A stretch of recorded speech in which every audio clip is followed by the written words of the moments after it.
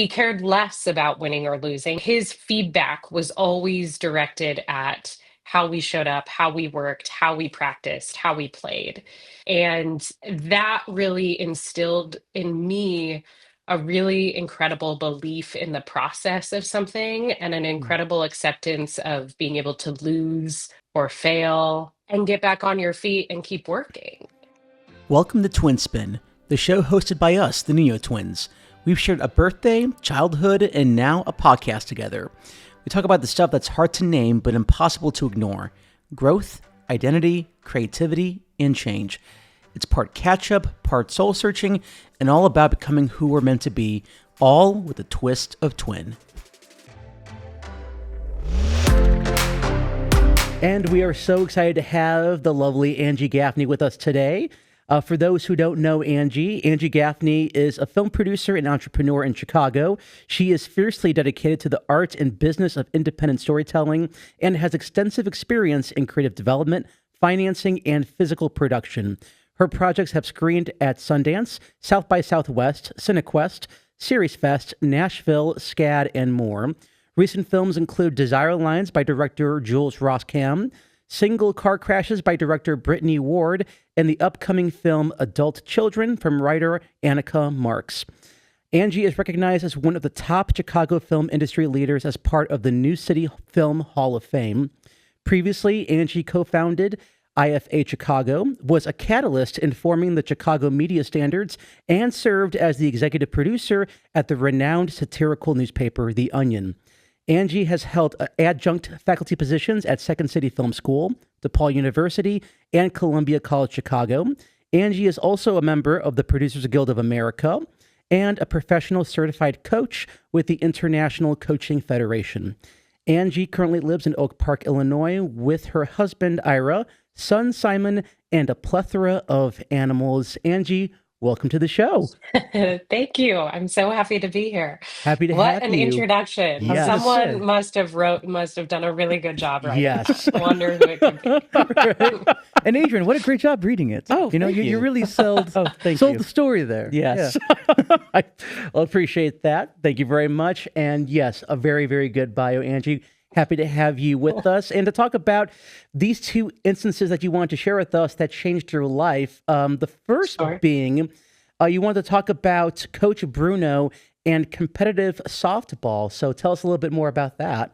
Yes. So, Coach Tony Bruno, to be specific, I doubt he will ever hear this. He lives, is somewhere in very rural Montana now, I believe. But he was one of the most formative softball coaches I ever had. And to backtrack a little bit on that, I started playing competitive softball as early as 5.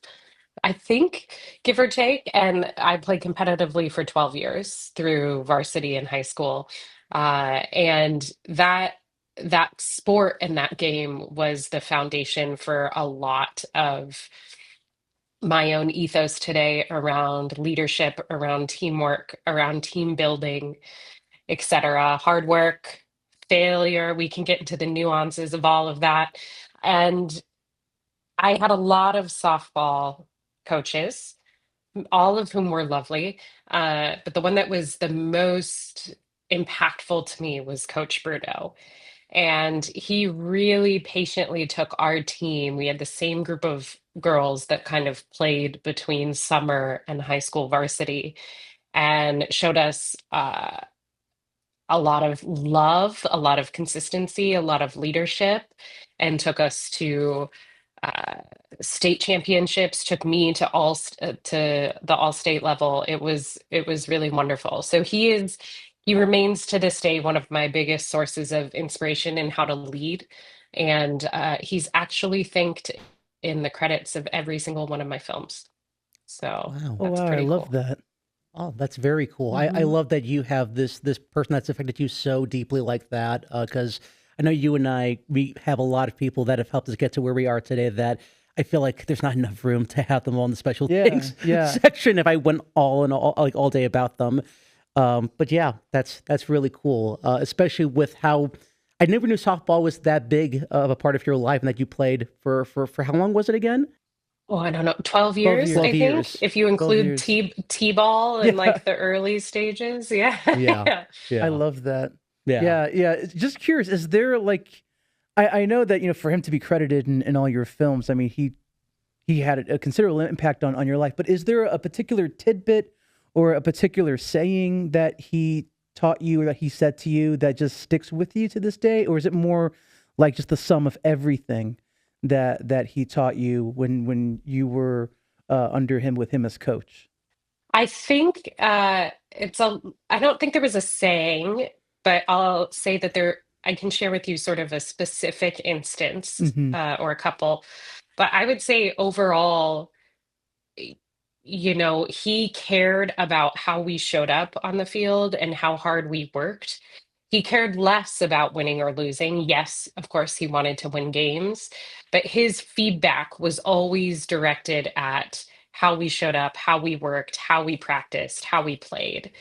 And that really instilled in me a really incredible belief in the process of something and an incredible acceptance of being able to lose or fail or fuck up, for lack of a better phrase, Yeah. pardon my French, No, no, you're and get back on your feet and keep working. yeah. And I think a lot of competitive sports do that. And I wish overall that a lot of that there was more interaction in childhood between those who lean creative and those who lean competitive sports, because I think they both have a lot to offer. Um, I would say specifically, I remember this one championship game. It was like the 16 and under state championship, 14 or 16, can't remember. One of those state championship. We were playing Erie, I believe. And when you grow up in Colorado, which is where I'm from, there's like the Boulder girls and then there's the Erie girls. And the more rural you get, the like stronger and more terrifying the softball players. At least that's how it seemed to me when I was like 14.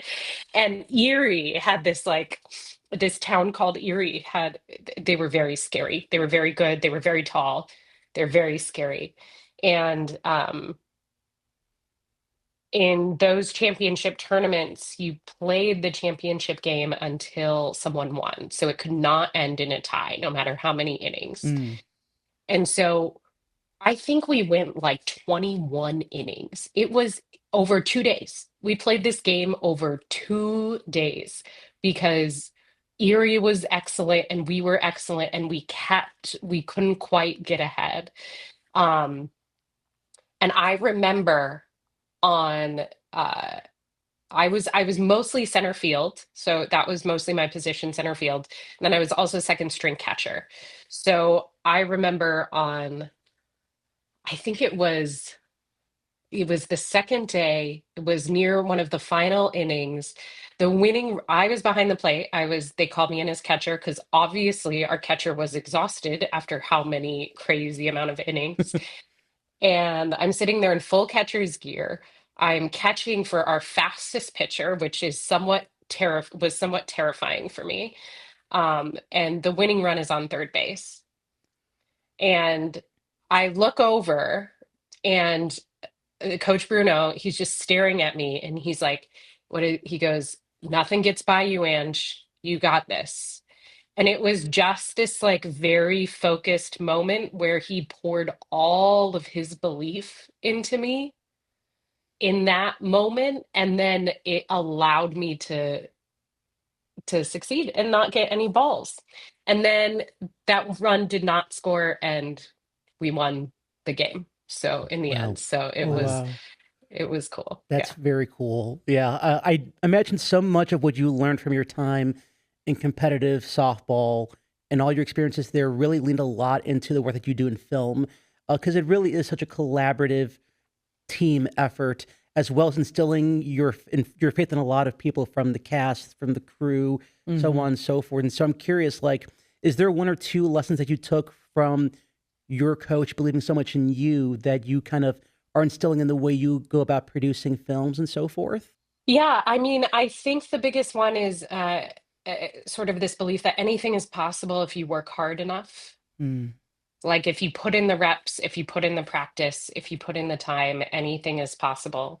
And that probably sounds a little, I don't know, commonplace, right? But in independent film, and specifically in my role as a producer, I mean, you are just climbing a mountain all the time with every project. You have to, it's basically starting a business for every film over and over and over again, and raising all the money and developing the creative and manufacturing the product, which is a movie that will eventually be sold. And then you break it down and you start all over again.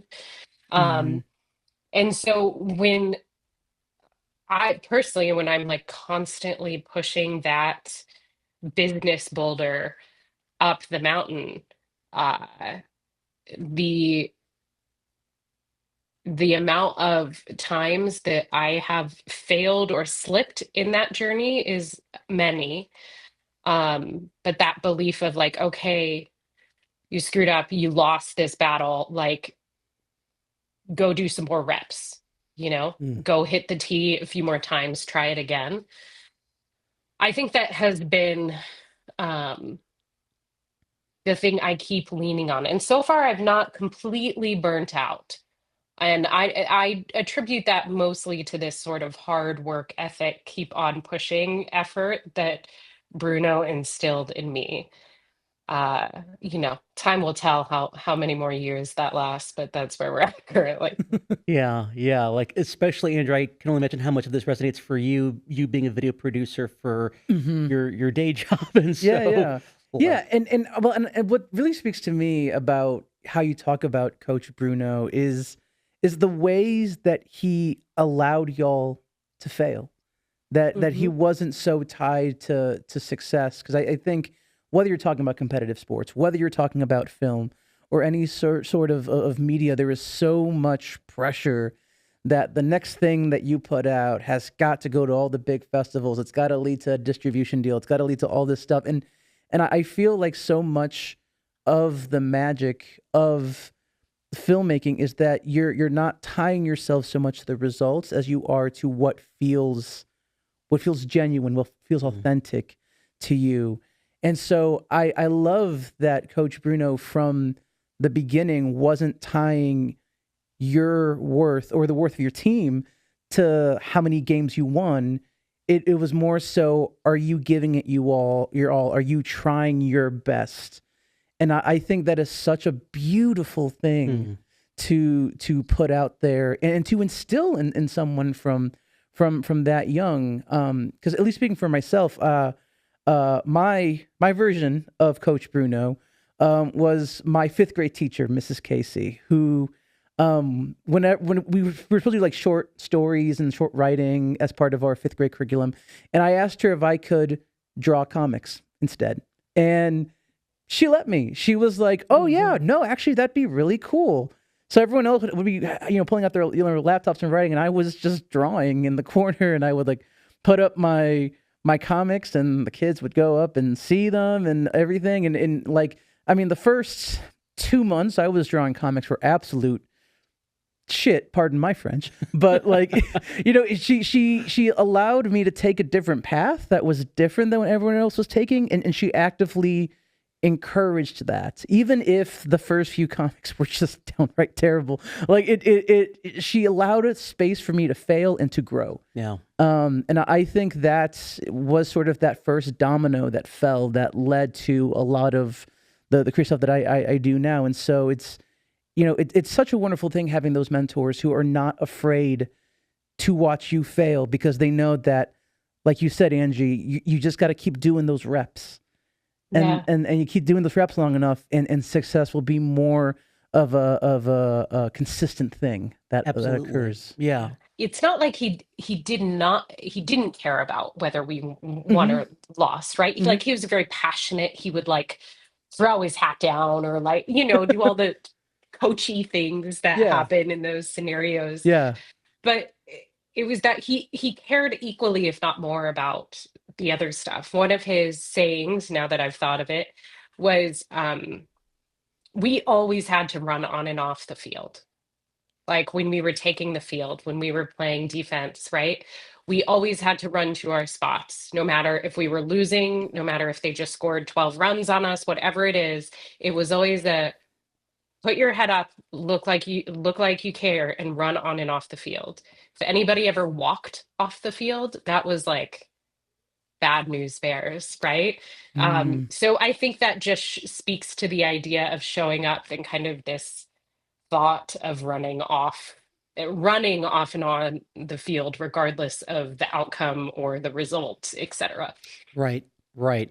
Kind of to put a nice little, bow on what you yeah, two just said, yeah, um, oftentimes so much of what the output is beyond our control, you know. Um, ain't that the truth? I especially know. in the world of filmmaking, independent filmmaking, especially where we're at the mercy of a lot of different things. But for at least what we can control ourselves is our effort, it's our attitude, and knowing that no matter what happens, we gave it our best shot. And if something does come up, we're gonna find a way to work around it. It's not if, it's we will find a way to work around it. Mm, I know, especially with us in our latest project, we've had our fair share of instances yeah, come up. But even in the midst of all that, like, I know you and I we just kept calm and we're just like, okay, this came up. take a deep breath. Take a deep breath, You know. and we'll see what we can do next. Yeah, On the yeah, inside, maybe I might have been different, but yeah. but on the outside, just because I know that producers, directors, we often set the tone for a set. Yeah. You Oh, know, absolutely. Yeah. and so everyone's looking to you guys, and that if you look panicked or stuff like that, then everyone else will follow It suit. trickles down. It trickles Yeah. down Hmm. exactly. But yeah, controlling your effort, your attitude, what you can control, focus on that. Everything else, just have faith that it will work out. Yeah. More than anything. Yeah. Absolutely. Yeah. Absolutely. But this is a nice opportunity to segue to the second thing that you wanted to talk about, Angie, which was your quarter life crisis, quote unquote, Yes. back in 2018. So please do tell. My quarter life crisis, where to begin? So it was the fall of 2018. I had two independent films filming in two different states at exactly the same time. And they were both road trip movies, which, Yeah. as any filmmaker Mm. knows, is like a location nightmare in many ways.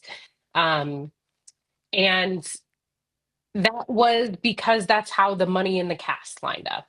Like these projects were being developed simultaneously, but never in a million years was the goal or the output like, oh, I want to film these both at the same time and bounce back and forth between sets. Um, and that was at a period in my life where I had been doing the really scrappy indie thing. Um, I think I'd known you both before that, Hmm. Yeah. but Yeah. I had been doing the really scrappy indie thing for a while. And um, the level of stress and anxiety that I was carrying on a day-to-day basis in like trying to make a living doing this indie thing, trying to also run a nonprofit so I could pay my bills while I'm doing these movies, like all of this um, sort of came to a head in both of these movies we're filming because why wouldn't it come to a head during that point in my life?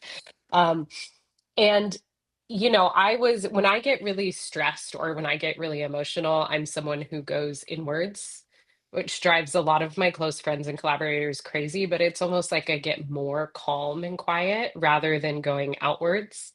I've found a much more healthy balance since then, but that's my response, right? So I remember when I was producing both of these projects because of the nature of the timing, I was not able to be fully present or show up the way that I wanted to for either project, even though I had a production team that was sort of handling the logistics. You know how it is when you make a project and you work so hard, like you want to be there on set for every moment, right? So I was feeling sort of like half in, half out. I had just gotten married earlier that summer and was sort of adjusting to what married life meant to me. And I was pretty passive. Like that is the most passive producing I've ever done in the sense that um, I didn't feel like I had the energy to confront problems or to step up to the plate and try again. Like I was completely depleted. And I remember we were on set on Killing Eleanor, which you can stream everywhere you watch movies. Plug. And the amazing, incredible Jenny O'Hara was there. And you know, it's like the third day or the second or third week of production, stressful across the board. I narrowly closed the money for the other movie that so it didn't shut down like the day before. I mean, I was a mess. And Jenny comes up to me and she goes, "You know, hun, the greater the external chaos, the or what did she say? Let me get it right. She said, "You know, hun, the greater the internal chaos, the greater the external appearance of calm." And then she just like walked away. Whoa. And I was like, fuck, Jenny O'Hara, like straight to my soul. Wow. Um, and I sort of uh crumpled. I just became kind of like a walking deer in the headlights version of myself for those last two shooting weeks. And I walked away from that and I was like, I really want this career, but I cannot do it like this. Like I cannot do it like this. And I need to take some time off and work on my shit and like address how I'm handling anxiety and responsibility and personal life. And so that is when I decided to take an active break from film producing. And I took effectively 3.5, 4 years off from set. And I went and got my life coach certification. So I went and did like an intensive 1.5 year, 3 year training program effectively with a great company called Accomplishment Coaching. Uh, and then I came back. Hmm. But I had to stop. I had to break a little bit. I had to like pause before I could re-enter the industry in a way that felt emotionally sustainable to me. Yeah. That was a really long-winded answer, but that is the highest level Yeah, overview. no, no, you're good. I mean, oh, so much of what you said resonates with Adrian and I, because that's the journey that we were literally just coming Out of ourselves. of having Yeah. ourselves was realizing after our last project that we were killing ourselves Yeah.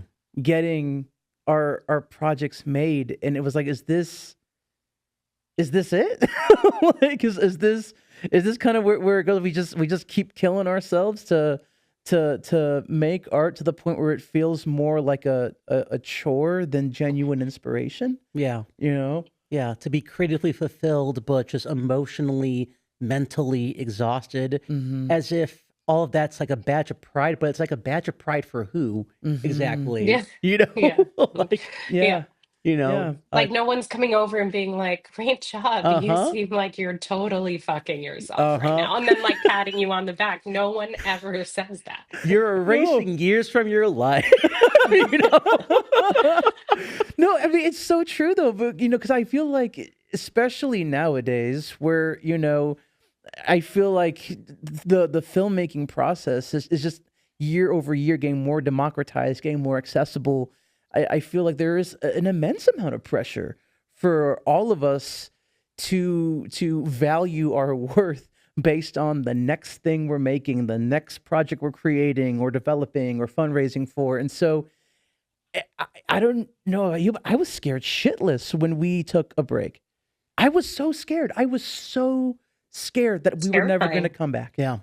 Yeah, it's terrifying. I was so scared that it's like, Well, we've had other friends who took breaks and they never came back Yeah. because someone gets sick, or an expense comes up, or they get in an accident, or just like one thing after the other, and it never allows that reentry. And so I was really scared that we were never going to come back when we Yeah. took our break. I knew that we needed to do it, but it didn't make me any less terrified Yeah. to go on that break. I think what helped me with knowing that we would come back is not because I felt like, going back to what you said about like, I have to go back to filmmaking. I have to. It's like, Yeah, it's so yeah. within me. It's like, no, I just naturally felt like, okay, I feel like I'm going to come back now because I feel like naturally I have something that I want to tell. Mm. I have just a something compelling to want to share with the world, and not because of like feeling like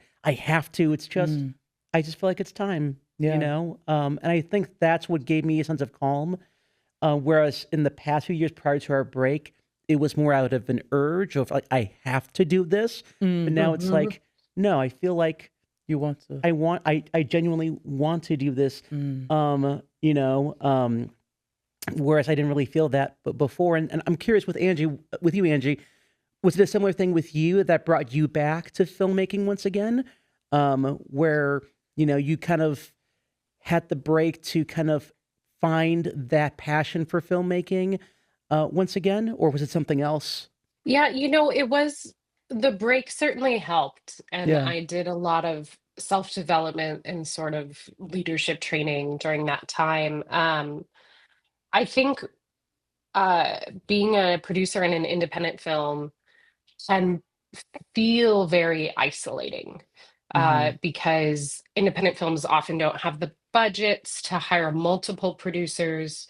So you're sort of running point or acting as the CEO of a company, and it's kind of just you holding all these responsibilities. I mean, yes, you have directors and collaborators and writers and all of that, but the true responsibilities of a producer remain on your shoulders. And I think what brought me back to filming was actually when I was like, oh, I found a collaborator that could produce with me at my level, or was producing in some ways at a very much higher level than me, that and is someone I wanted to work with. And that is my producing partner, Brittany Ward, who is fabulous producer, director, came out of many years of casting in LA. And we went to school together. Um, and a funny story, when I transferred into film school at DePaul, Brittany was the president or the treasurer, something fancy of the DePaul's Nerdy Film Club, and I was like, I want to meet that girl. And so she took me out to coffee, and she was the reason I got into film school, or I chose that path. And then fast forward nearly 10 years later, we sort of reconnect. She's moved back to Chicago, and she's like, I want to move into directing. I want to direct. Here's my first feature. I've been working on it for forever. And so I kind of helped her put together the funding for her to do this project called Single Car Crashes, which just was released in February and is also streaming on anywhere you can buy your films. Please buy and download. Um, and that's been a really wonderful, beneficial relationship in a lot of ways. And it taught me that in addition to working with the directors and the writers and the other people I love, like, oh, I don't have to produce alone. I don't have to like be a martyr to my own work or my own work process. And so I really think it was other people, like reconnecting with other people, that brought me back, brought me back into it. And now I'm never leaving. I gave myself, when I left my nonprofit a year and a half ago or whatever, I gave myself 5 years to make a living out of this, or I'm going to do something else. Mm. And so far, it's going okay. Yeah. We'll see what happens in the next 2.5, but so far, Yeah. so good. Yeah. Yeah. I love to hear that. Yeah. Yeah. That's absolutely wonderful. You had mentioned earlier that, there was a way that you came back to this where you weren't killing yourself, where you had changed your relationship with filmmaking, Do you mind sharing like it could be a single way or a few ways that you had changed your relationship with filmmaking, where coming back into it this time, it's like, okay, this feels more sustainable for me, my mental well-being, my mental health? Sure. Um, Great question, as always. I think that I had to change my relationship to how I valued my role as a producer. Before I took a break, I really valued my role as a producer as like solving problems at any cost at all. Um, and that if there were problems, which there inevitably always are in independent film, but if there were problems that I would like shame myself be that I didn't have the forethought or whatever to preempt the said problem, to give a driving test to the PA so he doesn't drive a car into a ditch. It's not my fault the PA drove a car into a ditch with a valid driver's license, right? Like, so I put all this pressure on myself to solve all the problems, but then I was also um it was excessively hard on myself that there were even problems in the first place. And that is unfair. That is an unfair thing to put on oneself in any role in any independent film. Um, and then I think, sort of in addition to that, I was really conflict avoidant. And that actually created a lot more issues for me because I would sit and ruminate on something and then like sort of kind of address it, but then not really. But then so I had to, I think, really focus on those three things about myself, which for the record do not just show up in my life in film.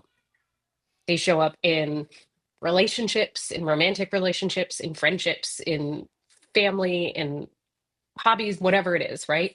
So I really had to take a look at those sides of myself because a producer can't really be conflict avoidant. I mean, you don't need to create it. You don't need to like go out of your way to cause excessive chaos, but you have to be able to confront it and handle it in a really diplomatic and professional way. Mm. So those are a few things. Did that answer your question? Yeah. Oh no, no, it did. And honestly, like especially that first point, like I needed to hear that because I feel like, you know, and I know it's so much easier said than done that it's like, you can't blame yourself for problems that weren't your fault. But it's like somehow you still feel like it's your fault, even if you had nothing to do with said problem. And so I feel like that's something that I've got to actively unlearn, Yeah. and in the way that I produce as well. That it's Yeah. like I feel like so often the temptation is to want to carry the whole weight of the world on your back, and it's like, Yeah. oh yeah, another rock, sure. Oh okay, a pebble, that's fine. And then before you know it, you just get crushed under the weight of everything you're trying to carry. And so hearing you say it's like you have to release yourself from ownership of those problems. Like I that's such a good tidbit. Yeah. I also really resonated with what you said, Angie, about how you go about everything else, aside from your professional life, because I literally saw a quote today about how you run your professional life says a lot about how you run everything else in your life. Hmm. And when I heard that, and then you said that just now, I'm just like, well, damn.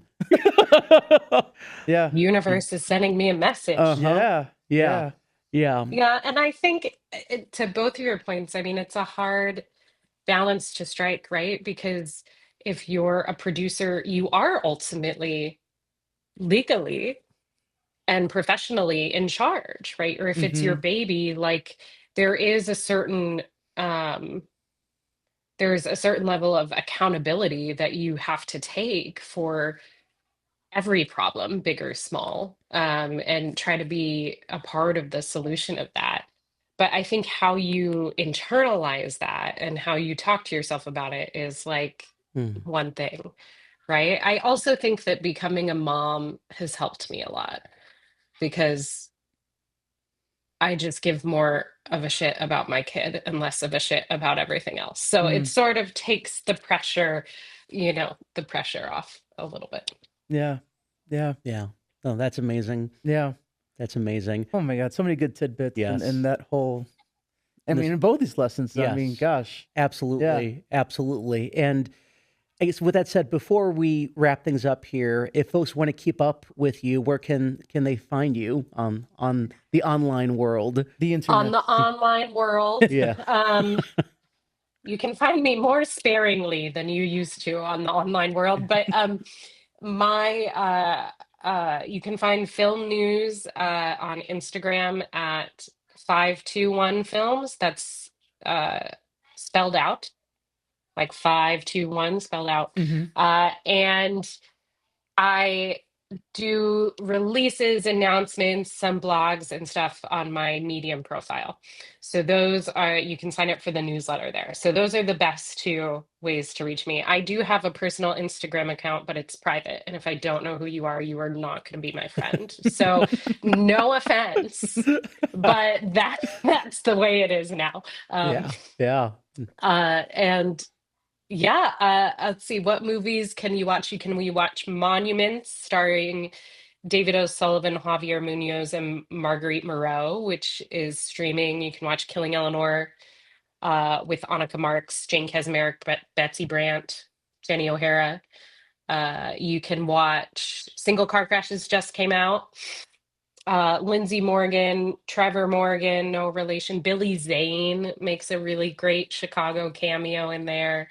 Um, all of those are available and online for your viewing pleasure. And there'll be another feature out this fall and then another one out next year. So things are busy. Awesome. Absolutely. Awesome. Absolutely. Yeah. But And we'll be sure to include links to all of these projects in the notes for this episode. So if anyone wants to check them out, feel free to check out the meeting notes and you'll be able to access all of these films for your viewing pleasure. yes, but thank you again so much, Angie, for coming on the show. We again really appreciate it. And I mean, you've been with us since the start of our journey filmmaking wise here in Chicago. Long time. It's been Yes. such a long time. Yeah. Yeah. And Yeah. so, we really appreciate having you be a part of our journey, and just thank you again so much for coming on the show. Oh my God, pleasure's all mine. Thank you both. We appreciate you so much for being here for this episode of Twin Spin. If something resonated with you, pass it along to someone else who might need it too. And if you're navigating something big in life right now, just know you're not alone. Thanks again for tuning in, and we'll see you in the next spin.